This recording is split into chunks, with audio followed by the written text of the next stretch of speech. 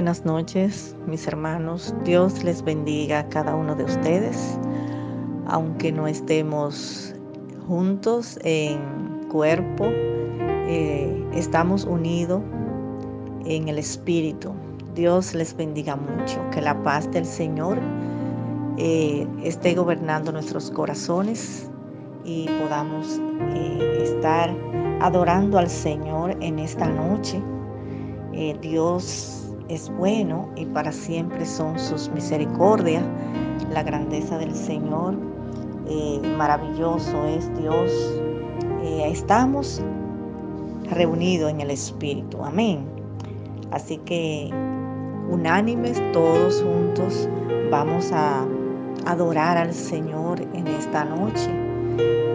Vamos a estar unidos en el Espíritu, como ya dije, en sus casas, ahí donde están, que usted esté atento a la palabra del Señor y juntos vamos a orar. Usted en su casa, cada uno en su casa, vamos a orar, vamos a unirnos en estas oraciones que el Señor a través de su Espíritu Santo va a hacer, y que cada uno de nosotros pongamos ese sentir, ese anhelo de buscar de Dios y de estar siempre dispuesto para adorarle. Amén. Yo quiero leer en este momento el Salmo 117. Dice, tiene como tema alabanza por las misericordias de Jehová. Y dice así: alabad a Jehová, naciones todas, pueblos todos, alabadle, porque ha engrandecido sobre nosotros su misericordia, y la fidelidad de Jehová es para siempre. Amén. Gloria a Dios. Qué bonitas palabras de fortaleza el Señor nos da a través de ella. Nosotros debemos de, dice la palabra, alabar el nombre del Señor en todo tiempo, porque Él es Dios y Él es merecedor, Él es fiel y su misericordia está sobre nosotros. Amén. Oremos al Señor. Buen Dios y Padre que estás en los cielos, en este momento, Señor, venimos delante de tu presencia, reconociendo, Señor, que eres Dios y que no hay nadie como tú.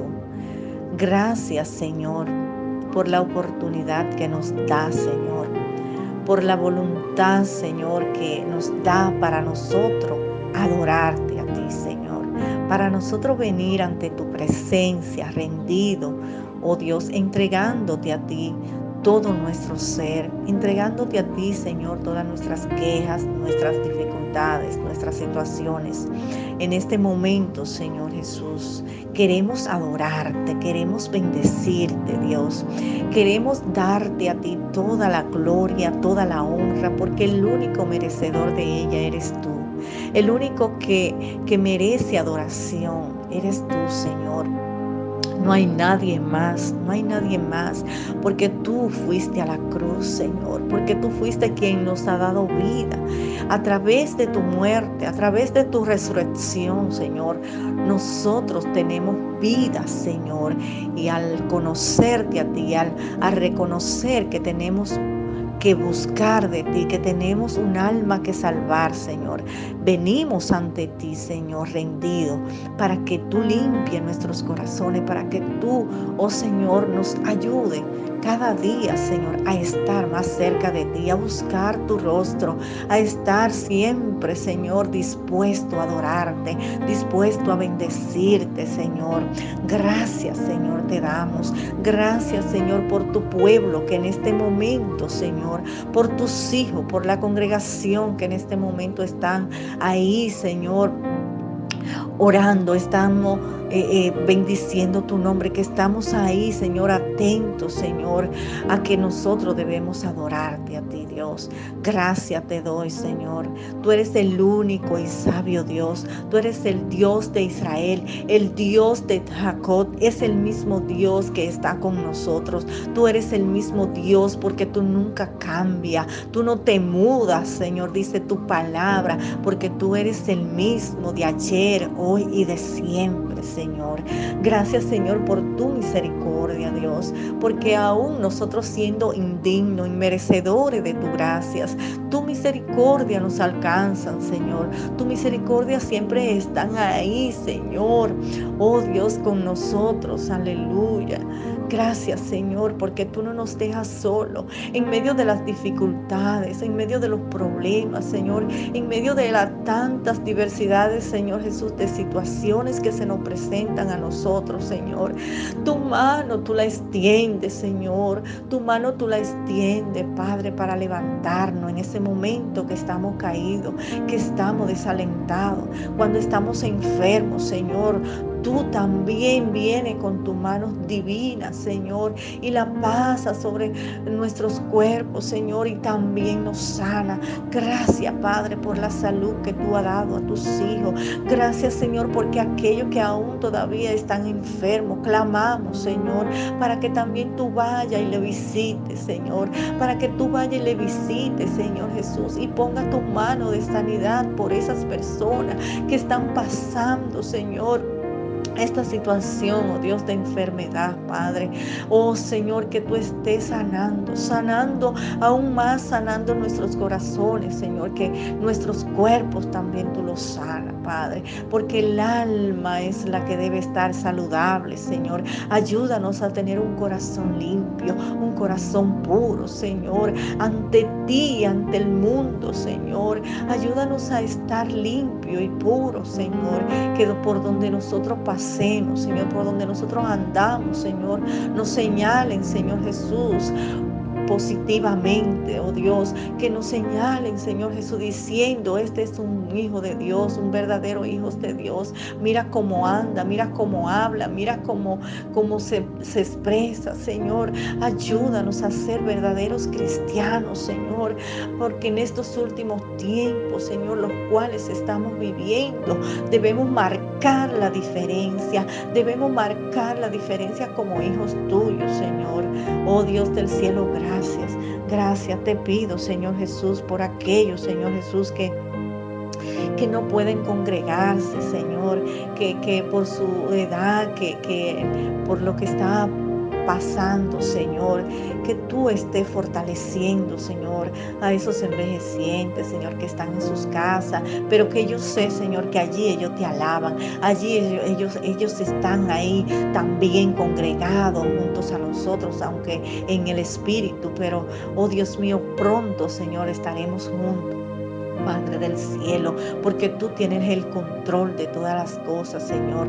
Tú tienes el control, Padre. Gracias, Señor Jesús, porque tú eres un Dios maravilloso y no nos cansamos de adorarte, no nos cansamos, Señor, de decirte que eres bueno, Señor, que para siempre son tu misericordia, Padre. Te pido, Señor, por aquellos que no tienen, oh Señor, el pan de cada día, que se le hace difícil, Señor, muchas veces conseguir, oh Dios mío, quizá el pan, pero ahí estás tú, Señor. Tú dices, Señor, que tú suplirás todo lo que os hace falta, Señor, en nosotros, en tus hijos, Padre, porque tus hijos no mendigan pan, oh Dios, tus hijos no mendigan pan, Padre. Por eso confiamos, Señor, que aunque veamos que no haya nada en el momento, Señor, que la nevera está vacía, que nadie puede venir a traer algo, Señor, tú estás siempre pendiente, Señor, de nuestras necesidades, Señor, y tú las suple conforme a tus riquezas en gloria, Señor. Gracias, Señor Jesús, gracias, Padre. Oh Señor, grande eres tú, Señor. Tú eres nuestro pastor, tú eres nuestra ayuda, tú eres nuestra fortaleza, tú eres nuestro pronto auxilio en las tribulaciones, Señor. En este momento te pido, Señor, por los líderes de la iglesia, cada uno de los líderes de la iglesia, Señor, el pastor, su familia, Señor, diáconos, diaconisas, Señor. Oh Dios mío, cada líder de ministerio, Señor. Yo te pido, Señor, para que tú nos ayudes, Padre, a nosotros poder, Señor Jesús, cumplir con nuestros deberes, Señor. Ayúdanos, Señor Jesús, a que cada día nos esforcemos aún más, Señor, Señor, que podamos ser esforzados, Señor, para lograr, Señor, lo que tú nos has mandado a hacer, Señor, a través de tu palabra, Señor. Ayúdanos, Señor Jesús, a amarte a ti, porque cuando te amamos a ti, Señor, también, Señor, amamos a los demás y amamos nuestro ministerio, Señor, y amamos hacer las cosas bien, amamos a ser responsables, Señor. Oh, Dios mío, gracias, Señor, porque tú nos das esa entrega, ese amor, Señor, por las cosas celestiales, Señor, las cuales son las que son eternas. Aunque aquí nos afanemos, Señor, en este mundo, aunque aquí nos afanemos, Señor, por las cosas materiales, Señor, ayúdanos a no afanarnos, sino, Señor, dejar que seas tú, Padre, quien supla nuestras necesidades y que te busquemos a ti primeramente antes que todas las cosas, Señor.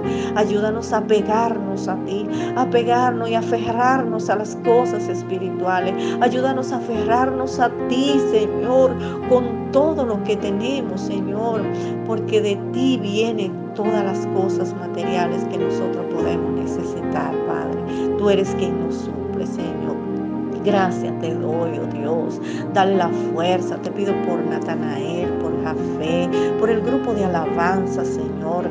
Los que están ahí, Señor, cada día, cada momento, ensayando, Señor.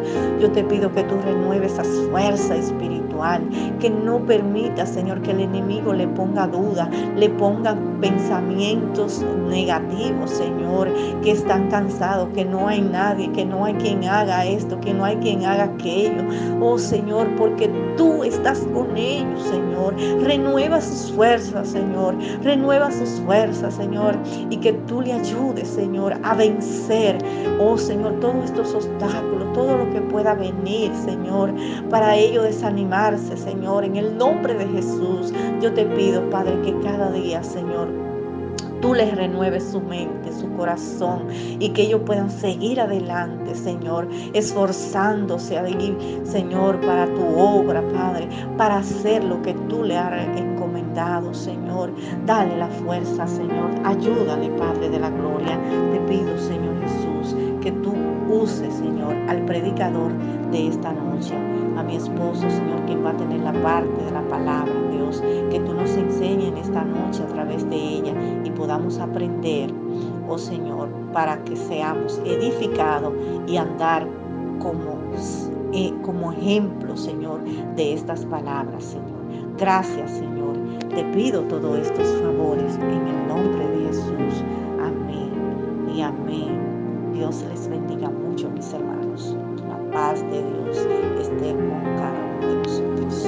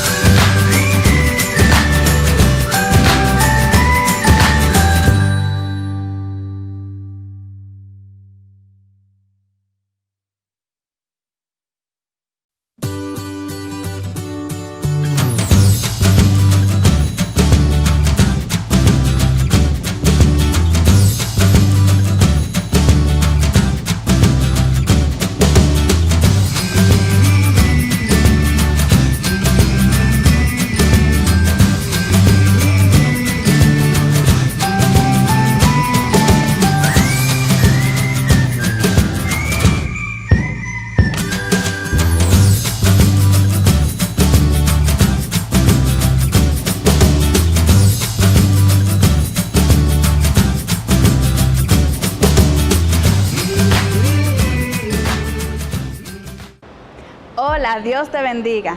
El día de hoy tengo una gran noticia que darte. Estamos casi listos para que puedas venir con tu familia a este lugar donde nos congregamos juntos. Pero quiero que mientras nos alegramos por esta noticia, también pensemos en algunos puntos importantes que mencionaremos en este video.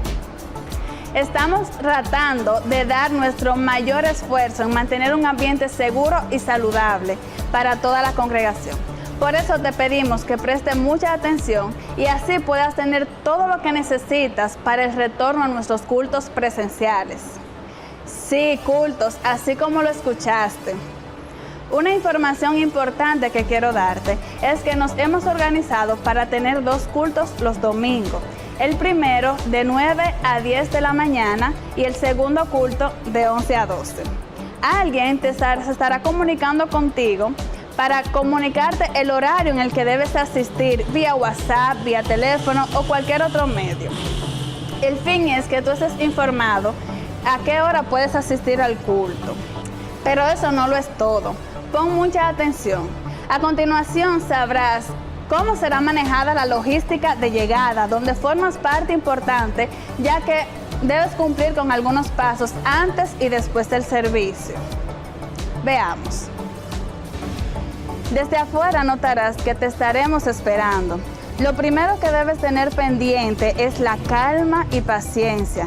Llega temprano para que en caso de que haya fila, puedas esperar tranquilo, preferiblemente a 1.5 metros de distancia de los demás, ya que en la puerta los hermanos del Ministerio de Servicio tienen un proceso con cada persona. Este no lleva más de 1 minuto. Pero no olvides tu mascarilla. Tienes que traerla contigo.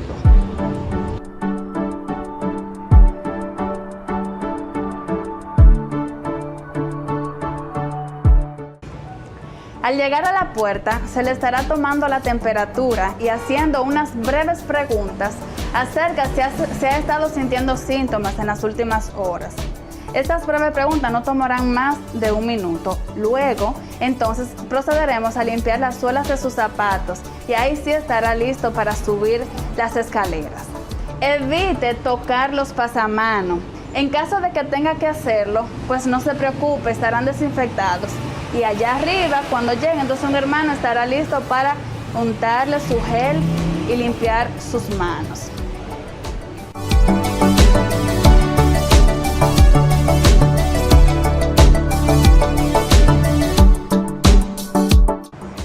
Ya has llegado hasta aquí y casi estás listo. Una persona del Ministerio de Servicio te recibirá y te guiará al asiento mejor ubicado para ti.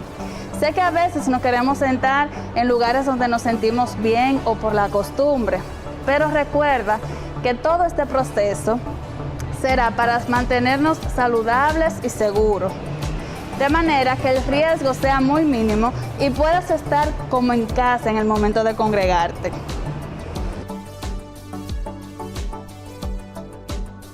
Qué bueno es estar de nuevo en la casa del Señor. Recuerda que debemos ser obedientes a la voz de Dios.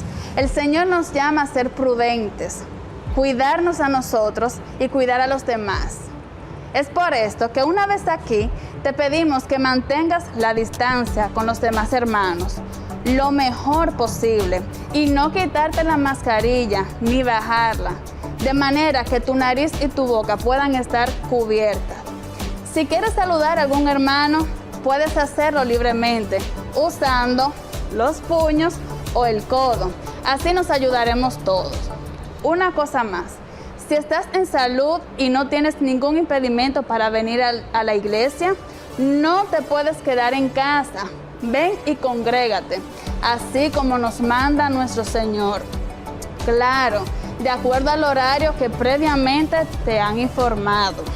Pero si has sentido alguno de los síntomas como fiebre, tos, dolor de pecho y dificultades para respirar, primero ora al Señor, presenta tu salud al médico por excelencia y luego consulta a tu médico de cabecera y comunícale a algún hermano de la iglesia para que estemos orando por ti. Quédate en casa hasta que tu estado de salud mejore y conéctate a la transmisión por YouTube. la cual hemos hecho especialmente para evangelizar y llegar a más personas por medio del internet y para aquellos que no pueden ir al templo por razones de salud. También, si eres una persona de avanzada edad o tienes ciertas complicaciones, te pedimos también que te quedes tranquilo en casa y que te conectes con nosotros a través de la transmisión en vivo. Ya llegará el momento de que podamos estar todos juntos sin ningún impedimento. Así oramos al Señor para que así sea. Dios te bendiga. Nos vemos pronto.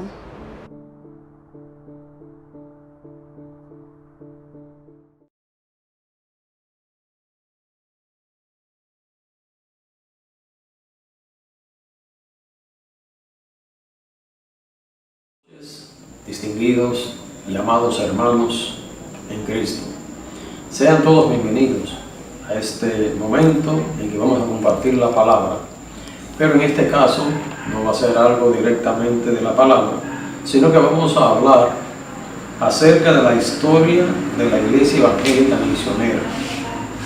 Muy bien, ustedes saben que la Iglesia Evangélica o la Iglesia Cristiana fue fundada por nuestro Señor Jesucristo en el año 33 después de Cristo e inaugurada el día de Pentecostés, cuando vino el Espíritu Santo allá en el aposento alto.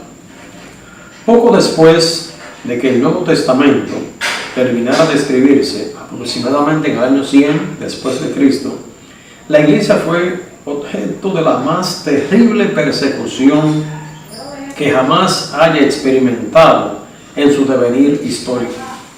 Dicha persecución se extendió hasta el año 313 después de Cristo, cuando Constantino el Grande promulgó el Edicto de Tolerancia o Edicto de Milán, que prohibió la persecución de los cristianos.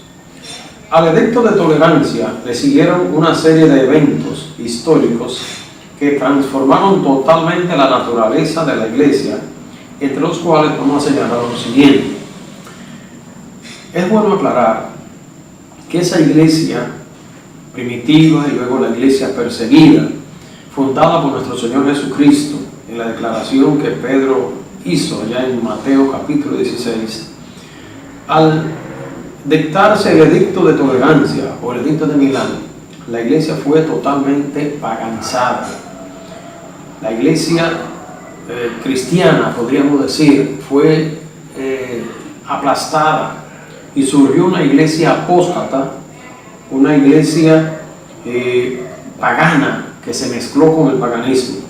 Y entre esos elementos que transformaron totalmente la naturaleza de la iglesia, podemos citar lo siguiente, como dije ahorita. Primero, se desata una lucha por la primacía de la iglesia entre los obispos de las grandes capitales del cristianismo de aquel entonces. Lucha que con el tiempo sería ganada por el obispo de Roma, quien se convirtió en un obispo de obispo, o lo que se conoce hoy en día como papa. Esta iglesia insistía en que todas las demás iglesias debían estar sometidas bajo la autoridad del obispo de Roma. La religión cristiana se convierte en la religión oficial del Imperio Romano, y podríamos decir cristiana entre comillas, iniciando así un alejamiento de la santidad que le caracterizó durante los primeros 3 siglos. La iglesia entró en un proceso de sincretismo religioso, es decir, de mezcla de la verdad cristiana con la mentira de las religiones paganas, lo cual dio como resultado una nueva religión, el romanismo, la cual se extiende hasta el día de hoy, o sea, el catolicismo romano. El culto sencillo de los primeros siglos de la iglesia fue sustituido por una liturgia extravagante, podríamos decir una liturgia extrabíblica. El culto en las casas fue sustituido por el culto en grandes catedrales o templos lujosos. Muchas veces a una persona se le reconocía ser cristiana por el solo hecho de ser ciudadano de un país cristiano. De manera que no había en ese tiempo un verdadero arrepentimiento, sino que la gente hasta incluso pagaba para comprar el nombramiento de ser miembro en una iglesia de aquel tiempo llamada cristiana, pero en realidad estaba muy alejada del verdadero cristianismo. Y esa iglesia se transformó en lo que hoy conocemos como la Iglesia Católica Romana. El deseo por una reforma era fuerte en la iglesia. Muchas personas, muchos grupos trataban de hacerlo.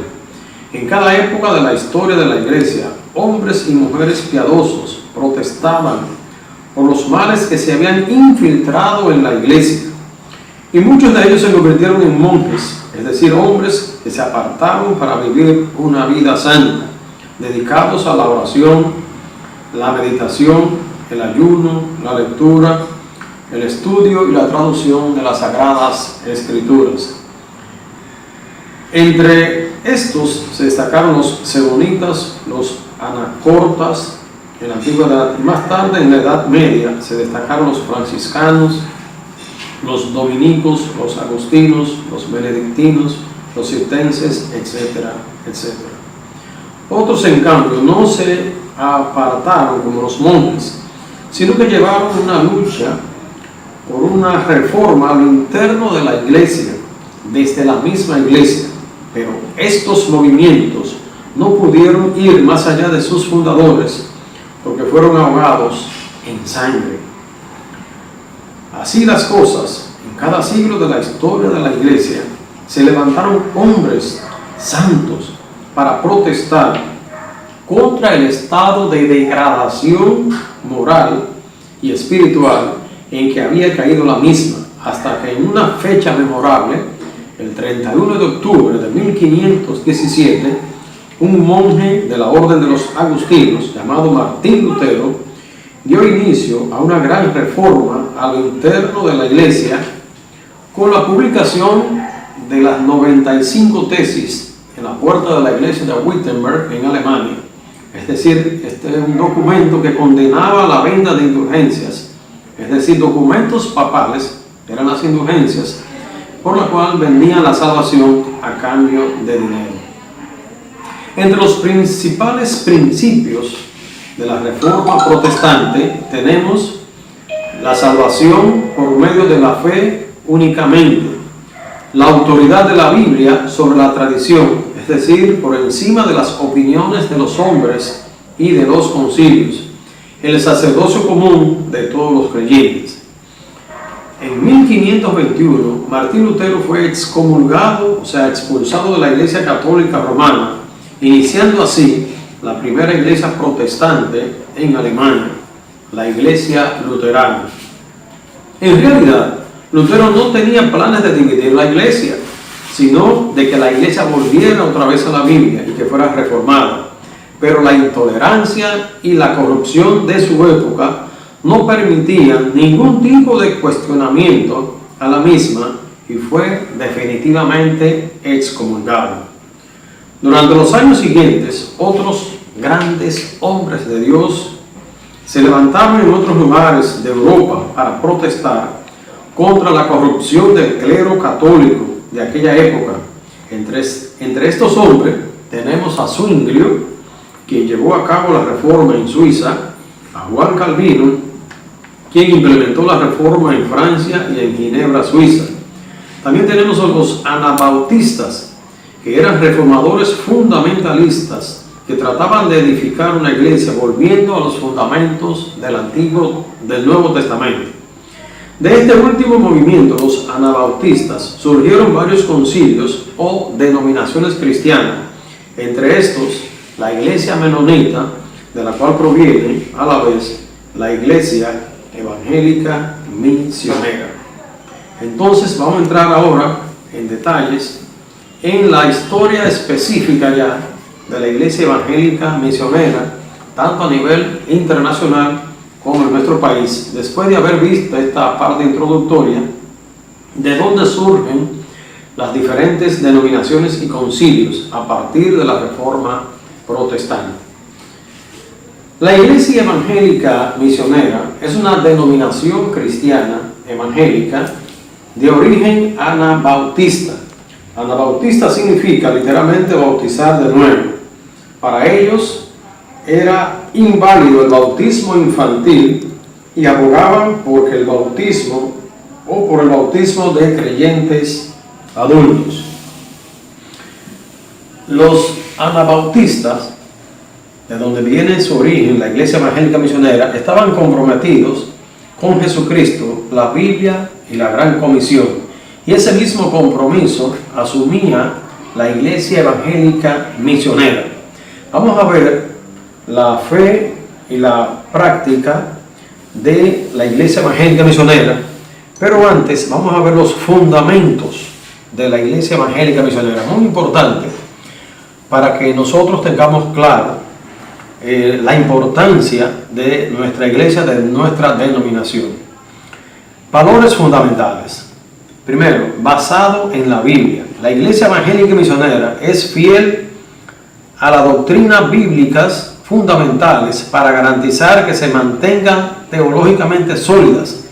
Sin embargo, algunos líderes y miembros se están volviendo cada vez más dogmáticamente exclusivos en varias doctrinas, particularmente la creencia de un creacionismo relacionado con Adán y Eva. La Iglesia Evangélica Misionera anima, facilita y da recursos a las iglesias en lugar de dirigirlas. El objetivo es inspirarnos y asociarnos unos con otros para aumentar la eficacia del ministerio. Muy bien, vamos a ver ahora las creencias de la Iglesia Evangélica Misionera. Otro elemento muy importante para nosotros como misioneros, tener eso claro. ¿En qué cree la Iglesia Evangélica Misionera en sentido general? La Escritura, dice la Iglesia Evangélica Misionera, es la autoridad de nuestra iglesia. La Iglesia Misionera está comprometida con esta declaración básica de fe. Dios. La Iglesia Evangélica Misionera cree que hay un solo Dios, trino, eterno, todopoderoso, omnisciente y presente en todas partes, Padre, Hijo y Espíritu Santo, que crea y sostiene todas las cosas. Ahí tenemos unos versículos en Deuteronomio 6, 4 al 5 y 1 Timoteo 2, 5 al 9.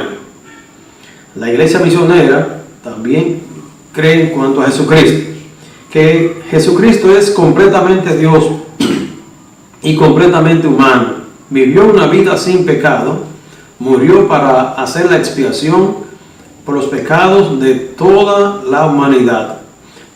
Resucitó y ahora es mediador a la diestra del Padre.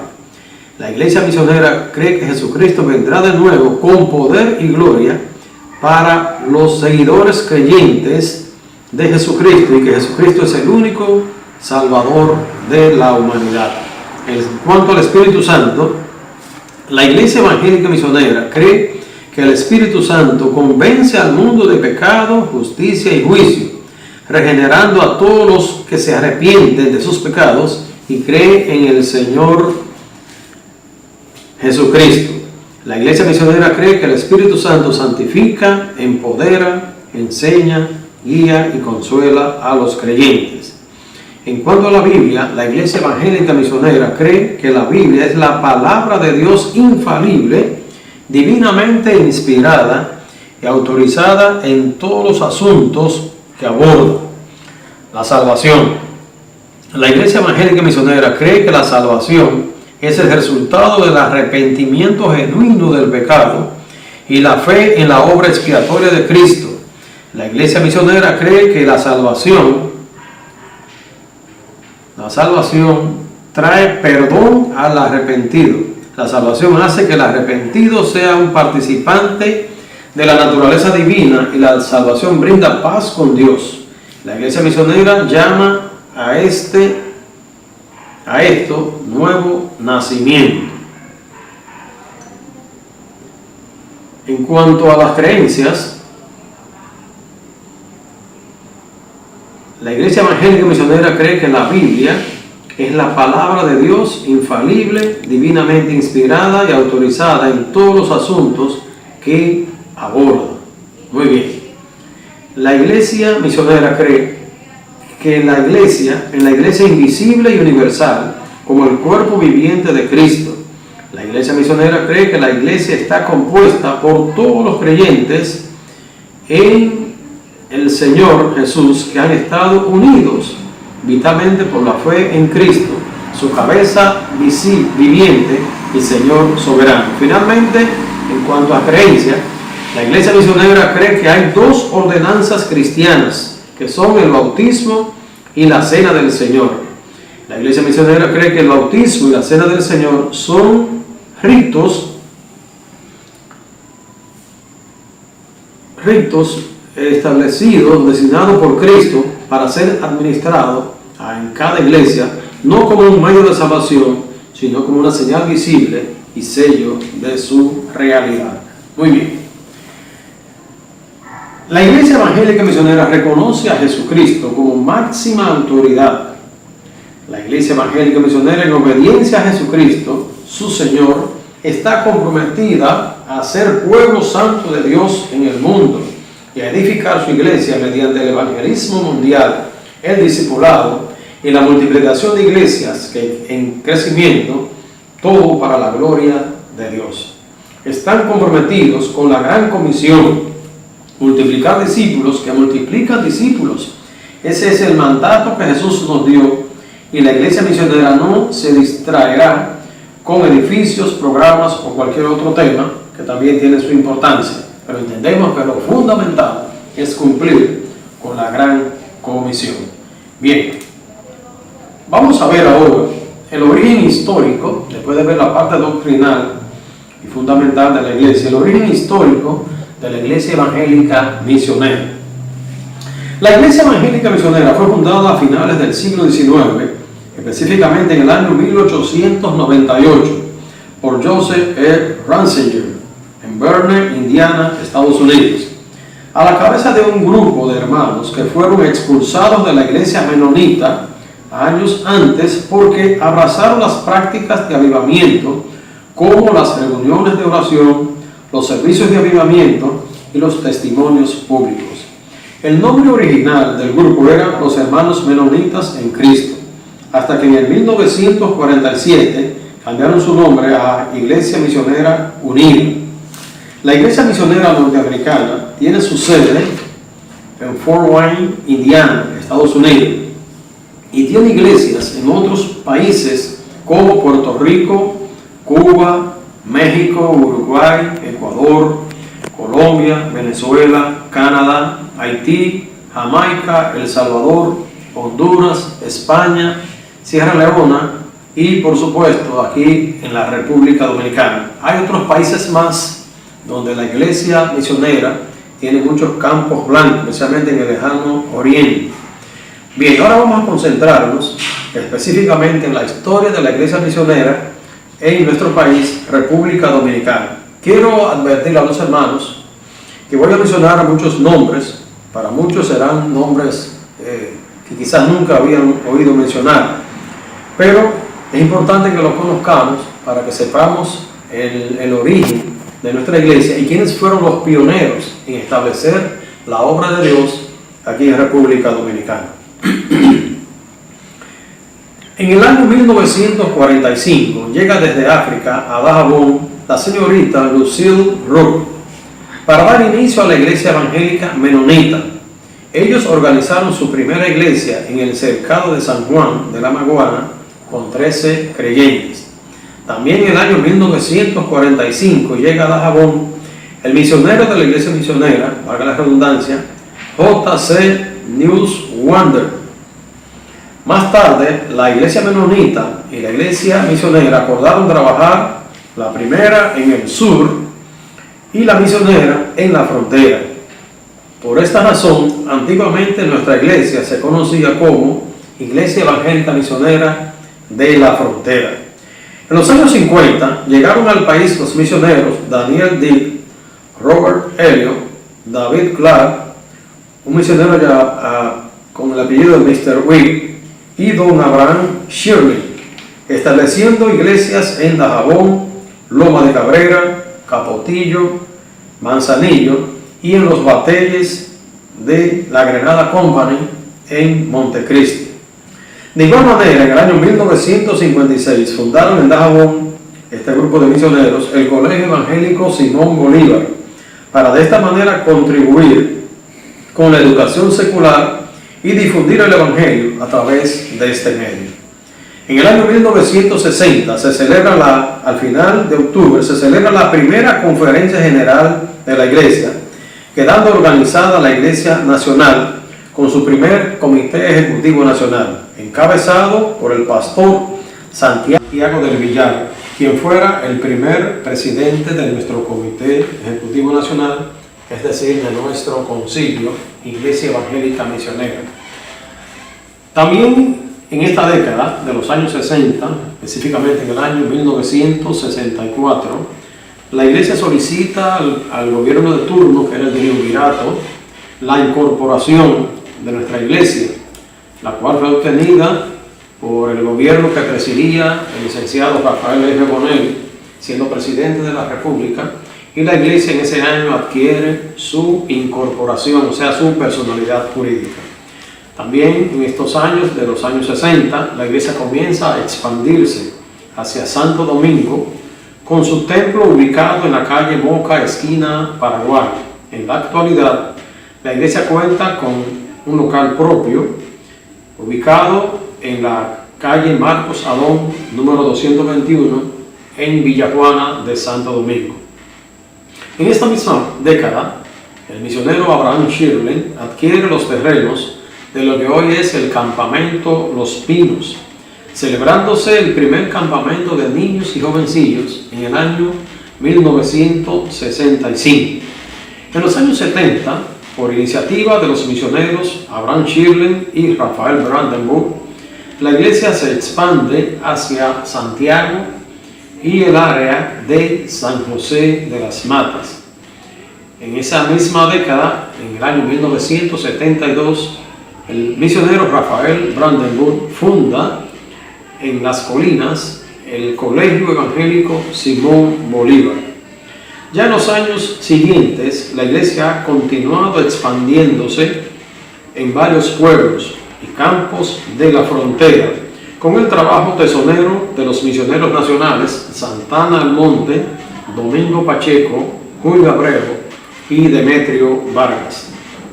Hasta la actualidad, la Iglesia cuenta con dos campamentos: Campamento Los Manantiales en Bonao y Campamento Los Pinos en Piedra Blanca de Dajabón.